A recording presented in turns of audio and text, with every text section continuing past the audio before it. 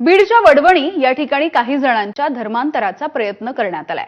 पोलिसांकडून या प्रकरणी आता 14 जणांची चौकशी सुरू आहे। रविवारी 100 जणांचा धर्मांतर करण्याचा प्रयत्न केला जात होता।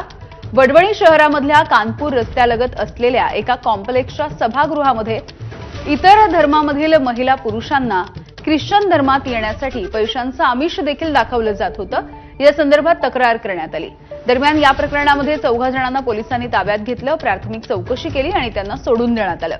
तक्रारीच्या संपूर्ण चौकशीनंतर गुन्हा नोंद करण्यात येईल अशी माहिती वडवणी पोलिसांनी दिली आहे।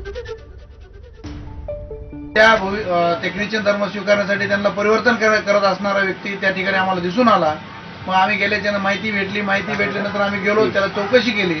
त्या ठिकाणी अनेक विद्यार्थी होते, विद्यार्थिनी होत्या, महिला होत्या।